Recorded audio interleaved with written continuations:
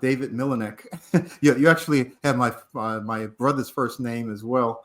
But I know you're doing a lot of great work at Katz Milanec CPA tax firm. And I've been worried about this myself. But, for the 2025 tax filing season, already has begun, right? We, from day one of January, right, we're starting to accrue some of the issues that we're going to be facing when we file our taxes next year. But what are the steps needed to prepare for successful filing of individuals and business tax returns? I think that's really the central question. And we, even for 2024, I'm not sure what effect, the disruptions that are happening in the federal government right now in the tax structure. If we fire federal workers and their tax, from the tax structure, I have no idea of what's going on. Well, there's a lot of chaos going on right now. A lot of chaos, right? Yeah. So what can you tell us? Yeah. So, as far as taxes, I've heard a lot of crazy things. Like some people have said to me, like they're planning to abolish the income tax and replace it with tariffs. I don't. At the end of the day, I try not to get caught up in all that because what you need to focus on is what actually is currently the law and how we deal with that, and that's where we can definitely help people. So as far as individuals, obviously you would have received your W-2s just recently or 1099s or whatever the case may be, whatever documents you have. Those obviously, if you need help with filing your tax returns, those would be things that we need. Other things that we could need would be like if you own your house and you have a mortgage, we would need a 1098. Basically the tax documents that you normally would use to file your tax return. Those are the things that we need. Now, when you're someone who has a business, it's a little bit more challenging because in addition to your personal, you also have to get your business documentation together. So you have to, usually that'll involve bank statements and potentially credit card statements, everything like that. Because either you have to have a profit and loss already, which if you prepared, you may already have a profit and loss, which that's great. We can use that and help you out. Or if not, then we have to make that profit and loss, right? Because that's how you file your taxes. So if you're in a situation where whether you're prepared or not, we can help.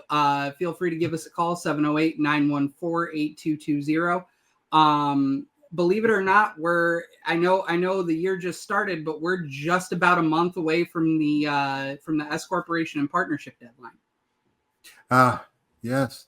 Yeah. So, so what about the entrepreneur who's out there and they started, LLC,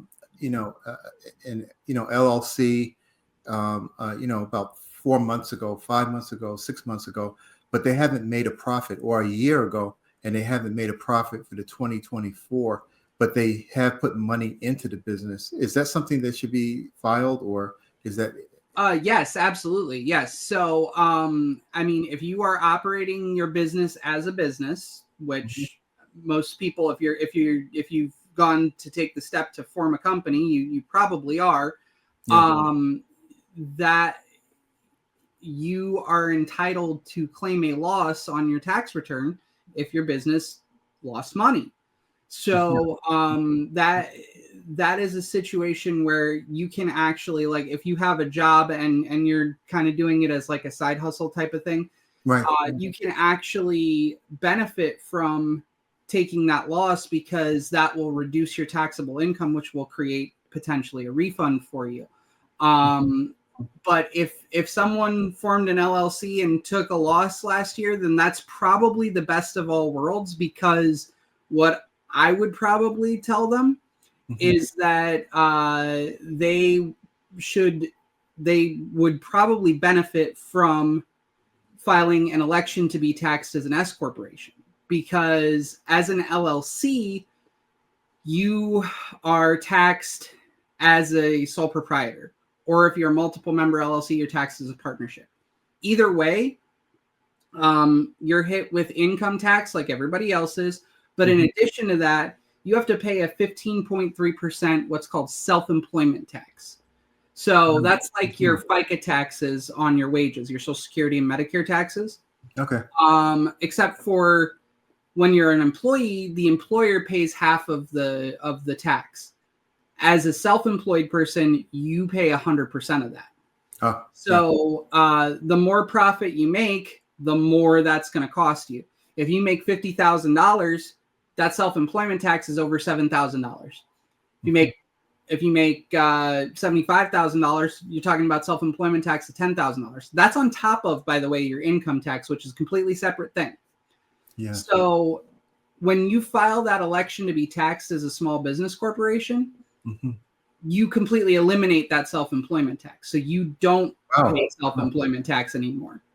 So, and you also, so you don't pay self-employment tax and you don't pay any corporate level tax. All you pay, well, there is a 1.5% replacement tax in the state of Illinois, and some states do charge taxes for S corporations generally, but but on the federal level, at least, you're not going to pay a corporate level tax. The only thing you pay is your income tax. So if we go back to that $50,000 example, if you file that as a single member LLC and just an individual, doesn't have any dependents or anything like that, they make $50,000, they file it on a Schedule C, they're going to pay about $12,000 of taxes on that $50,000, right? Same individual files the same thing, except for he has an S corporation, so he files an 1120S instead of a Schedule C. And then he files that $50,000 on his income tax return through a K-1 from his business. The result is that he's only going to pay about $6,000. So right there, we've cut your tax bill in half just by filing one piece of paper. Wow. So that's tremendous. Yeah. If you're an entrepreneur and you find yourself in the situation where you feel like you're paying too much in taxes, definitely give us a call. We can usually help with that. 708-914-8220. 708-914-8220. And like I actually, we just recently got a business client in who they had their taxes prepared somewhere else. They had about $300,000 of income on the tax return. But I looked at their records, and it looked like their balance sheet was showing a bunch of assets that the prior year tax return wasn't. So I asked them about it, and we actually were able to uncover several assets, and this was in a prior year. So in that prior year, 100% bonus depreciation was available still. So we were able to take those assets, get 100% bonus depreciation for that, and completely wipe out that profit. We saved that client probably $60,000 to $70,000 in taxes. Whoa! Just for that 1 year. Just for 1 year, man. That's like that's a whole year's income or more for some people. You know, it's like absolutely 1 or 2 years. But that's phenomenal. And see, that's really when you go to the right place and the people who really know what they're supposed to be doing. Because I've heard, really mixed messages of, or instances where people go to one tax consultant and the person really doesn't, spend the time to figure things out for them. And it sounds like you figure things out. Well, so that's kind of how we differentiate ourselves, I believe anyway. Is we are going to consider your situation holistically. We're going to consider how your businesses impact your personal tax return, how we can take and add things that are going to one example that I like to do for some of the more lucrative businesses that I work with is you've heard of larger companies having private foundations, right? Right. Yes. Yes. Yes. Well, you can implement that. Anyone can implement that. It doesn't. Really? You don't have to be the size of Microsoft or Home Depot to be able to start a not-for-profit. So so these larger businesses, a lot of times the people who are working in them and the people who are building them, they have these passion projects that they also want to work on, right? So what we do is we set a not-for-profit up for them, and then that the for-profit company that they have can donate to that not-for-profit company. And as an S corporation, you can donate up to 50% of your profits to the not-for-profit as a tax write-off. So the result of that is we've now allowed them to completely fund their not-for-profit that they want to do and fulfill their passion project. One client that I have that we're working on setting this up for right now, they have a training program, right? Where they bring people in and they train people how to do the job that they do, right? And then they hire directly out of that program. So so what we did is we set up the not-for-profit. They can now donate to the not-for-profit for a tax write-off, and really that money's not going anywhere because they still control it. Right. So, if that makes sense. Yeah. So, yeah. And at the end of the day, what happens is then they get to use that to fund training these people and making sure that everything is up to par and they have all the best equipment and everything like that. So they are able to work with these people, and they can take salaries out of that not-for-profit. They can do a whole lot of things from a tax planning perspective that just helps them. Even though on paper they may technically have less money, they don't actually have less money, if that makes sense. Yes. Yeah. So, why don't you give that phone number again for people? Yeah, it's 708-914-8220. Once again, 708-914-8220. Yeah, this is really fantastic. And we had someone from the National Federal Savings Bank on, a vice president, on a recent show. And one of the things that he was talking about was that it actually is a veteran-owned bank, and they are, looking at mortgage loans for veterans in particular. And so people are starting to buy homes. Right now we're in this, all I can say is mortgage bubble, where people are, the interest rates are up, and we're just going everywhere, right? And homes not available, that kind of thing on the market. So people who recently purchased a home or a new piece of property, what should they be thinking about, especially if they're a veteran, because there are some veteran programs out there, where they cover, your they have the veterans loan programs, they have all those things going on. But are there anything special for veterans if you're considering going into 2025? Well, there are actually several programs for through the VA and other things for veteran-owned small businesses. The VA actually encourages veterans to start their own business. So there are actually several programs through the VA that you can get assistance starting a small business. And there are also, I believe, certain federal contracts that are awarded specifically to veteran-owned small businesses, and they're only awarded to veteran-owned small businesses. So if you are able to get set up, and actually we can assist people with getting set up in this way.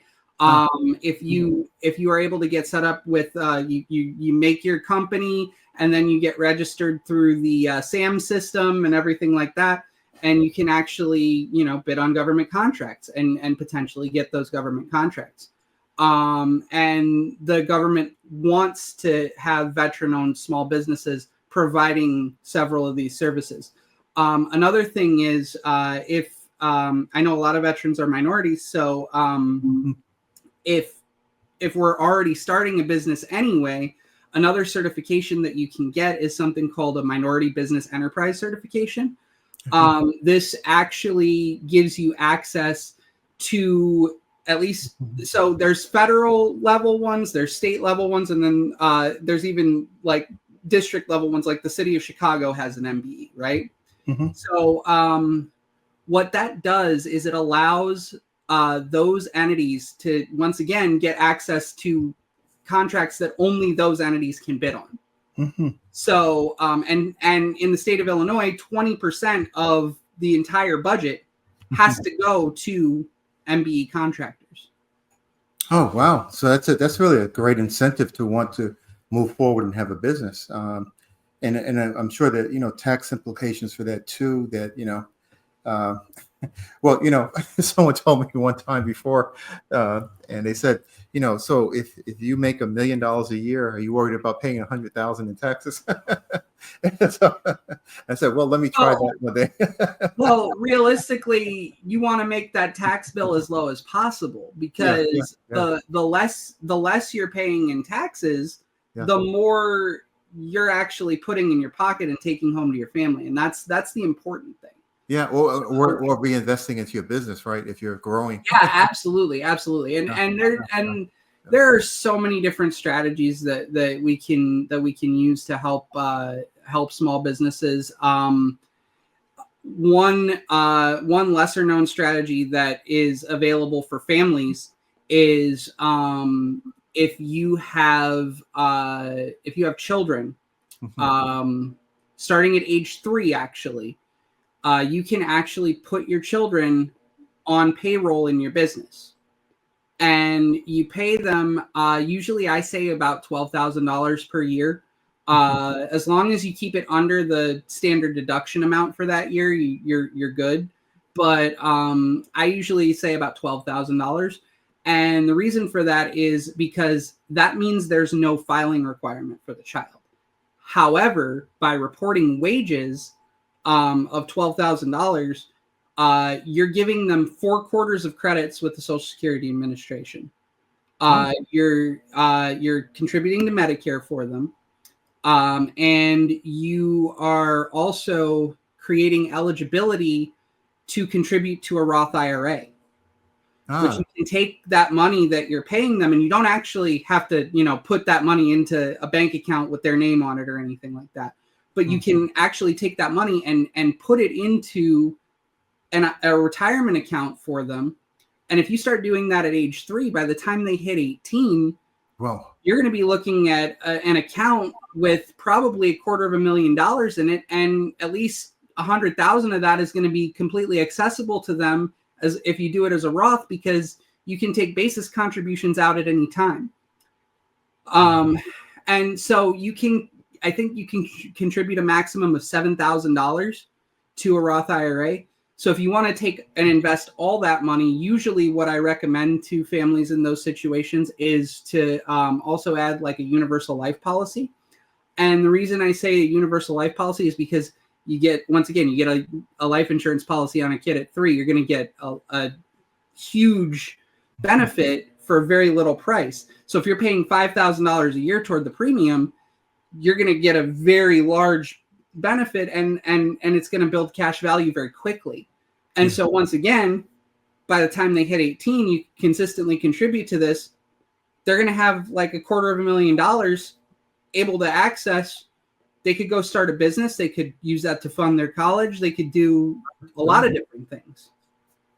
Wow, that's phenomenal. Phenomenal for people to know. Sadly, I think most people in the country, they pick up their, they get their paycheck deposited right into their account, and they never look at their finances until tax time. And then all of a sudden they get these papers from the company. It's like, what do I do with these? They go to someone, they throw it into a cauldron and say, what's coming out of it? Yep. and a lot of times they don't even look at the finances at that point in time.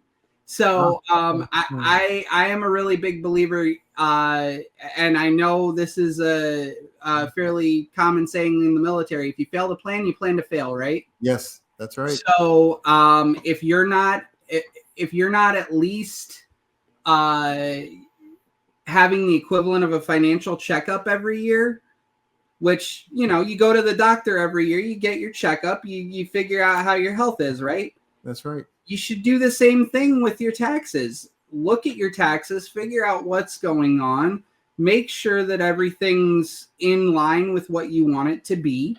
And if it's not, ask for ideas on how to do this. Yes. If you've got the right CPA, they'll give you ideas. I have many different strategies that I can offer to clients to implement to help them achieve their goals. If they want to invest, there's several different ways to invest. You don't have to just invest in the stock market. Now you can invest in the stock market. That's an option.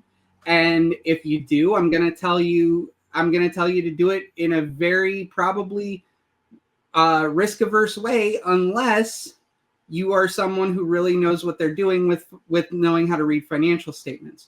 But that's not the only option. Yes. You could also go out. I don't know if you know this, but there are businesses everywhere available for sale. You can go out and purchase a business.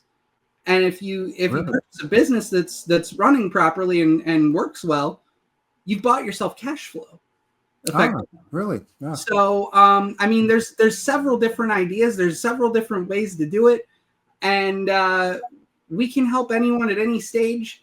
So if you need this help, please give us a call, 708-914-8220. Again, 708-914-8220. I also want to offer to your listeners a special discount. So the first 10 people that come to us and use the code AHG are going to get $50 off a consultation or tax preparation. Oh, wow. Okay. That's that means we better go to the phone right away.